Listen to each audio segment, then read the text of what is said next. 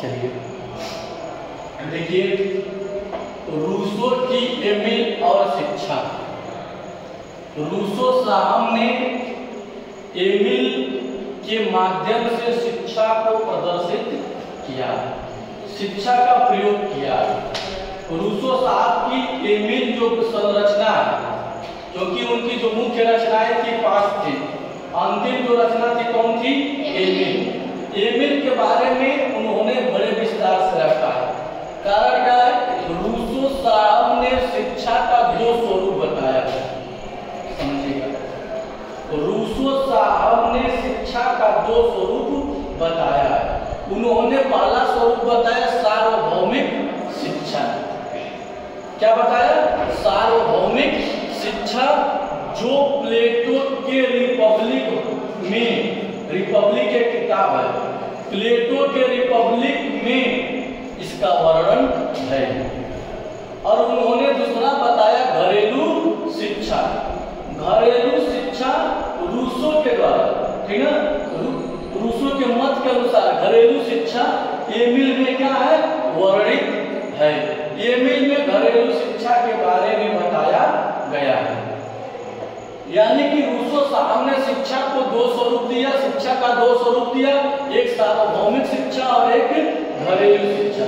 घरेलू शिक्षा का वर्णन उन्होंने बताया कि प्लेटो की रिपब्लिक किताब में वर्णित है। वो सार्वभौमिक शिक्षा किसमें वर्णित है? प्लेटो के रिपब्लिक किताब में।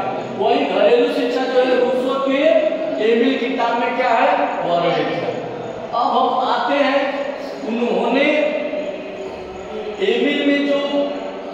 एमिल किताब में जो शिक्षा थी उसको 5 भागों में बताया, ठीक ना। वो प्रथम 4 को बताया कि बचपन से शुरुआत होता है, प्रौढ़ा अवस्था तक जाता है। और सबसे अंतिम जो बात बताई उन्होंने क्या बताई? सोफिया। क्या बताई? सोफिया। सोफिया को एक लड़की का काल्पनिक नाम बताया है। किसने बताया है? रूसो ने। रूसो ने सोफिया को एक काल्पनिक नाम बता करके और एक काल्पनिक एमिल जो है लड़का बनाया, और दोनों का आपस में क्या कराता है? विवाह कराता है। क्या कराता है? विवाह कराता है। एक तरफ एमिल को आदर्श नैतिक, किस तरह से घर परिवार चलेगा, किस तरह से शिक्षा दी जाएगी, एक तरफ एमिल को तैयार करता है, दूसरे तरफ सोफिया को भी स्वतंत्र तैयार करता है। सुनिएगा, रूसो एमिल को लड़का बनाता है, सोफिया को लड़की बनाता है। दोनों को बना करके दोनों की देख रेख करता है। इधर एमिल को भी स्वतंत्र छोड़ देता है, उधर सोफिया को भी स्वतंत्र छोड़ देता है। एमिल के अंदर भी भाव विकसित करता है और एमिल के अंदर भी नैतिकता विकसित करता है। एमिल के अंदर भी प्यार विकसित करता है, स्नेह विकसित करता है, और उधर सोफिया के अंदर भी विकसित करता है। दोनों के अंदर विकसित करने के बाद सोफिया और एमिल में प्रेम हो जाता है। सोफिया और एमिल में क्या हो जाता है? प्रेम हो जाता है। जब दोनों में प्रेम हो जाता है तो रूसो दोनों की क्या करा देता है? शादी करा देता है। नैतिक तरीके से एमिल और सोफिया की क्या करा देता है? शादी करा देता है। शादी होने के बाद एमिल और सोफिया को जिम्मेदारी मिल जाती है। और एक प्रेम का मतलब ये जरूरी नहीं होता है प्रेम का मतलब ऐसे। प्रेम का मतलब जब एक दूसरे को व्यक्ति समझ लेता है, वही सबसे अच्छी जोड़ी होती है।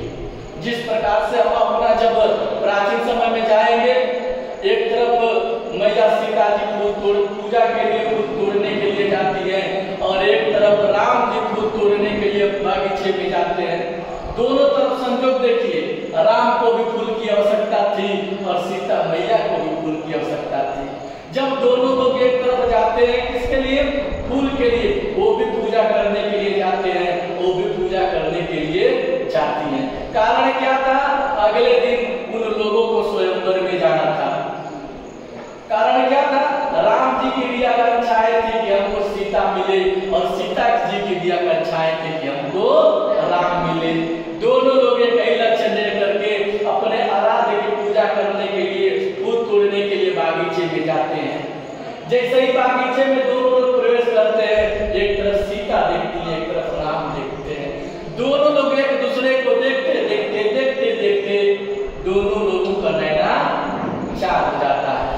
नैना चार का अर्थ होता है उनकी दो आंखें चार हुई ना।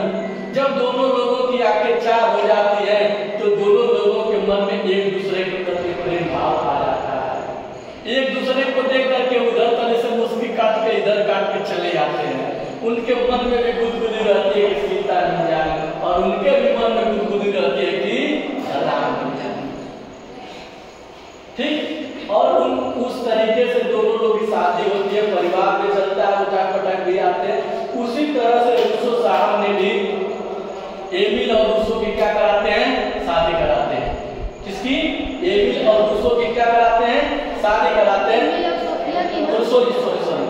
एमिल और सोफिया की दोनों क्या करा देते हैं, शादी करा देते हैं, और दोनों को परिवार चलाने योग्य बना देते हैं। कौन? रूसो। रूसो इन्हीं दोनों पर शिक्षा का क्या कर दिया, खोज कर दिया। किस तरह से बचपन अवस्था, ये अवस्था, किशोरावस्था, बाल्यावस्था, प्रौढ़ावस्था, किस तरह से वह चल रही है, समझ रहे हैं ना। तो यह सोफिया और एमिल से काल्पनिक शादी करा करके सब कुछ इसमें क्या करते हैं, निहित कर देते हैं। जिम्मेदारी मिल जाती है एमिल को, सोफिया को रखने की जिम्मेदारी अच्छे से मिल जाती है सोफिया को, एमिल की। दोनों का संग एक दूसरे के साथ अच्छे से चलता है। तो इस तरह से रूसो के अनुसार कह सकते हैं कि दोनों की शादी हो जाने के बाद दोनों अपनी जिम्मेदारी नैतिकता के साथ, चरित्रता के साथ, व्यवहारिकता के साथ दोनों लोग क्या करते हैं, आगे बढ़ाते हैं। यानी कि रूसो साहब की जो शिक्षा का व्यवस्था, शिक्षा का जो वर्णन है, 5 भागों में उन्होंने एमिल किताब में उन्होंने दर्शाया है। पहला बचपन, दूसरा बाल्यावस्था, तीसरा किशोरावस्था, चौथा प्रौढ़ावस्था। जो अंतिम भाग था, सोफिया और एमिल को काल्पनिक मान करके एक दूसरे से भावनात्मक शादी करा करके शिक्षा का वर्णन किसने की है, रूसो साहब ने की है। किसने की है, रूसो साहब ने की है। क्योंकि रूसो साहब ने बताया कि शिक्षा का जो स्वरूप है 2 भाग में है। पहला है सार्वभौमिक शिक्षा, दूसरा है घरेलू शिक्षा। उन्होंने ये बताया कि सार्वभौमिक शिक्षा प्लेटो के रिपब्लिक में वर्णित है,